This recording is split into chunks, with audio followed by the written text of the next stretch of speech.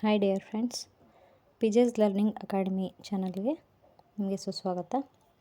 ಇಂದಿನ ತರಗತಿಯಲ್ಲಿ ನಾವು ಸಂಯುಕ್ತಾಕ್ಷರಗಳು ಅಂದರೆ ಏನು ಅಂತ ತಿಳ್ಕೊಳ್ಳೋಣ. ಎರಡು ವ್ಯಂಜನಗಳು ಸೇರಿ ಆಗುವ ಅಕ್ಷರಗಳನ್ನು ಸಂಯುಕ್ತಾಕ್ಷರಗಳು ಅಂತ ಹೇಳ್ತಾರೆ. ಇವುಗಳನ್ನು ಒತ್ತಕ್ಷರಗಳು ಅಂತಲೂ ಕರೆಯುತ್ತಾರೆ. ಸಂಯುಕ್ತಾಕ್ಷರಗಳಿಗೆ ಉದಾಹರಣೆಗಳನ್ನು ನೋಡೋಣ. ಉದಾಹರಣೆಗೆ ಅಕ್ಕ, ಅಮ್ಮ, ಅಕ್ಷರ, ಇನ್ನೂ ಇತ್ಯಾದಿ.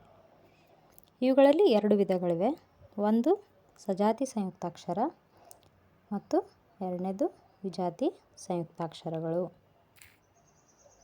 ಸಜಾತಿ ಸಂಯುಕ್ತಾಕ್ಷರಗಳಂದರೆ ಏನು? ಒಂದೇ ಜಾತಿಯ ವ್ಯಂಜನಗಳು ಸೇರಿ ಆಗುವ ಅಕ್ಷರಗಳನ್ನು ಸಜಾತಿ ಸಂಯುಕ್ತಾಕ್ಷರಗಳು ಅಂತ ಕರೀತಾರೆ. ಉದಾಹರಣೆಗೆ ಅಮ್ಮ, ಅಕ್ಕ, ಅಜ್ಜ ಅಂದರೆ ಅದೇ ವ್ಯಂಜನದ ಒತ್ತಕ್ಷರ ಬಂದರೆ ಅದನ್ನು ಸಜಾತಿ ಸಂಯುಕ್ತಾಕ್ಷರ ಅಂತ ಕರೀತಾರೆ.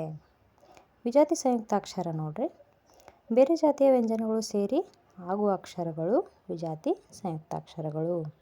ಉದಾಹರಣೆಗೆ ಆಮ್ಲ, ಖಡ್ಗ, ಪಲ್ಯ ಅಂದರೆ ಅದೇ ಜಾತಿಯ ವ್ಯಂಜನಾಕ್ಷರಕ್ಕೆ ಬೇರೆ ವ್ಯಂಜನದ ಒತ್ತಕ್ಷರ ಬಂದರೆ ಅದನ್ನು ವಿಜಾತಿ ಸಂಯುಕ್ತಾಕ್ಷರಗಳು ಅಂತ ಹೇಳ್ತಾರೆ. ಮುಂದಿನ ತರಗತಿಯಲ್ಲಿ ನಾವು ಸಂಧಿಗಳ ಬಗ್ಗೆ ಡಿಸ್ಕಸ್ ಮಾಡೋಣ.